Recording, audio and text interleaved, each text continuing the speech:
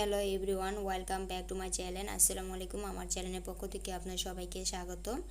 আমার চ্যানেলটিকে অবশ্যই আপনারা লাইক কমেন্ট করে জানাবেন কেমন হয়েছে। আজ আমি আপনাদেরকে তেহেরি রেসিপি কিভাবে তৈরি করে দেখাবো। তেহেরিটি রান্না করে দেখেন কত সুন্দর হয়েছে, ঝরঝর। আমি নিয়ে নিলাম সালাদ, কুচি কুচি করে কেটে। এই সালাদ দিয়ে খেতে অনেক ভালো লাগে। পরিবেশন করতেছি গরমে, আমি ধরতেই পারতাছি না, অনেক সুন্দর হয়েছে। গরুর মাংসগুলি অবশ্যই কুচি কুচি করে কেটে নেবেন। আপনারা চাইলে আরও কুচি করে নিতে পারেন। আমি দিয়ে দিব 1 চামচ রসুন, 2 চামচ আদা বাটা দিয়ে দিব। আমি সাথে নিয়ে নিয়েছি দুটো হাড্ডিও নিয়ে নিয়েছি, চর্বিওয়ালা গরুর মাংস নিয়ে নিয়েছি। দিয়ে দিব স্বাদ মতো নুন, দিয়ে দিব সয়াবিন তেল, দিব কুচি কুচি পেঁয়াজ। এখন সয়াবিন তেল দিয়ে দিব, দিয়ে ভালো করে মেখে চেখে নিব। সবগুলো মিক্স করে নিব, ভালো করে হাত দিয়ে মাখতে হবে। সবগুলো গরুর মাংসের মধ্যে মিক্স করতে হবে। এখন আমি 10 মিনিট বিরত রাখবো, 10 মিনিটের জন্য রেস্টে রেখে দিব। এখন আবার ফিরে আসলাম, একটি পাতিল বসায় দিলাম, দিব পরিমাণ মতন তেল,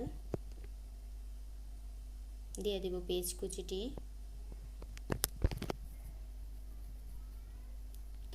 দিয়ে দিব দারচিনি, তেজপাতা, লবঙ্গ, দিব এলাচের গোটা, দিয়ে ভালো করে নেড়ে চেড়ে নিব, বাদামি কালার করে নিব। তেহেরি রান্না অনেক সহজ, আপনারা বাসায় ট্রাই করে দেখেন এইভাবে।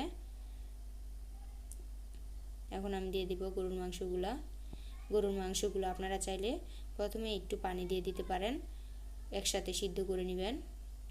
জালটা বেশি দিবেন না, হাই করবেন না, লো রাখবেন, তাহলে আস্তে আস্তে গরুর মাংসটা সিদ্ধ হয়ে যাবে। এখন আমি ঢেকে দিব, 20 মিনিট বিরতি নিব। ফিরে আসলাম, দেখুন আমার গরুর মাংসটা কষানো শেষ। এখন আমি রাঁধুনি রেডিমিক্স মশলাটা দিয়ে দিব। তেহারির পুরোটা মশলা দিয়ে দিব। 1 কেজি চাউলে একটা মশলা লাগে।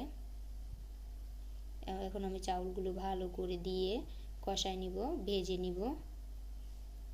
চাউলটা অবশ্যই ভাজতে হবে,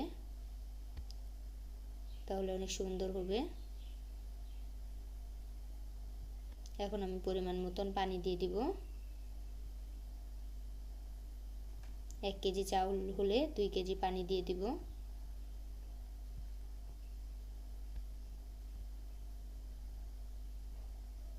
এখন আমি ঢেকে দিব। পানিটা ফুটে গেলে জালটা লো করে দিতে হবে। 2 চামচ ঘি দিয়ে দিব আমি, অবশ্যই ঘিটা দিতেই হবে। ঘিটা দিলে আপনারা অন্যরকম টেস্ট লাগবে। দিয়ে দিব গাছের গোলমরিচগুলো, এই মরিচগুলো খেতে অনেক স্বাদ, তাই আমি এই মরিচ দিলাম।